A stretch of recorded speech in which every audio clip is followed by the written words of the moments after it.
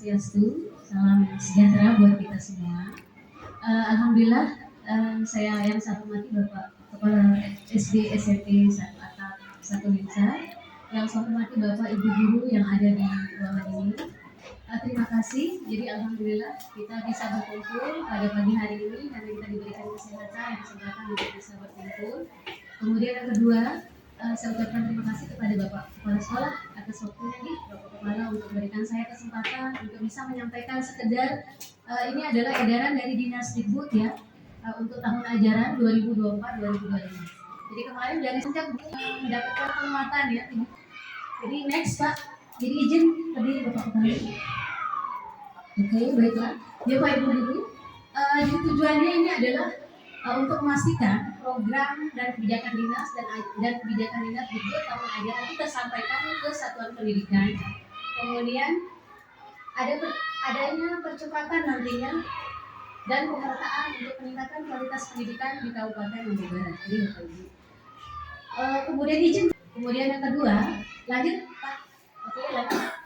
Nah ini, jadi kita melakukan refleksi dulu, Bapak Ibu bisa masuk ke ini ya, ke Menti, ke ini dulu, ke Padlet juga bisa.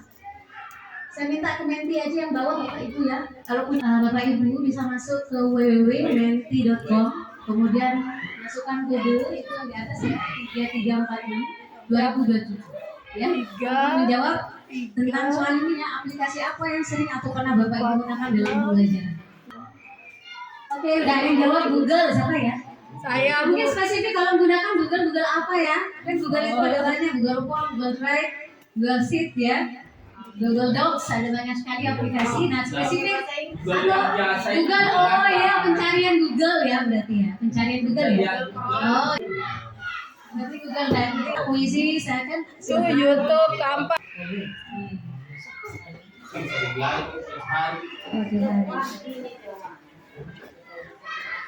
Sudah ya, Bapak Ibu, ada yang masih sedang nanti berlanjut ya. Oke, kita tunggu yang ini. Oke. Jadi Bapak Ibu untuk tahun ajaran ini ada 4 yang menjadi prioritas dan arahan dinas satuan pendidikan. Yang pertama adalah terkait rapor pendidikan Bapak Ibu. Karena rapor pendidikan itu menjadi satu-satunya data ya yang mengukur kualitas satuan pendidikan. Nah makanya di sekolah itu diharapkan untuk meningkatkan 2 ini ya, literasi dan numerasi.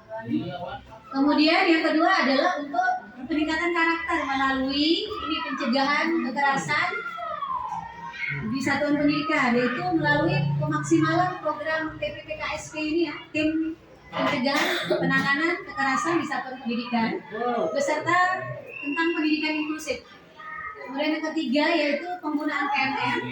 Yang keempat adalah pemampatan konten digital. Yang terakhir kemarin edarannya mungkin sudah sampai kemarin tentang pemampatan Canva dan Quizzes ya untuk pembelajaran. Kemudian pemampatan Google Workspace for Education gitu ya. Jadi pemampatan semua platform Google untuk pembelajaran. Tidak hanya tadi pencarian Google, tapi Google Form, Google Drive mungkin, Google Sheet, Google Doc untuk kolaborasi. Lanjut Pak.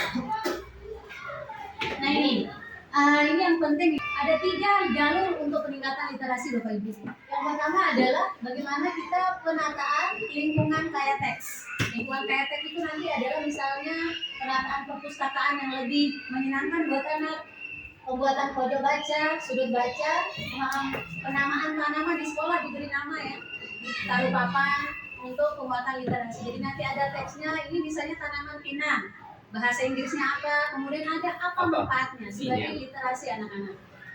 Tidak hanya tanaman, nanti mungkin ada penataan mading, penulisan kata-kata motivasi di tembok di ruangan belajar. Semakin ramai kelas ya, sebenarnya semakin bagus Bapak Ibu.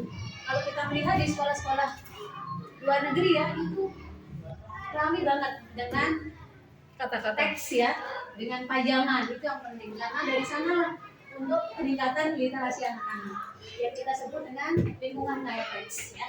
Kemudian hal yang kedua ya adalah pembiasaan budaya literasi. Jadi ada program literasi yang kita bisa artinya bisa kita banggakan di sekolah ya. Misalnya nih ada festival literasi, bisa aja per semester per tahun. Nanti di festival literasi itu ada lomba-lomba membaca nyaring, lomba-lomba mendongeng, lomba membaca puisi. dan lomba drama desain itu kan termasuk literasi juga. Maupun ada gerakan membaca 15 menit ya, tapi bukan hanya membaca, tapi ada follow up-nya nanti bisa anak-anak bisa bercerita tentang bacaannya. Kemudian ada program-program lain mungkin yang bisa diinisiasi sekolah ya untuk peningkatan literasi.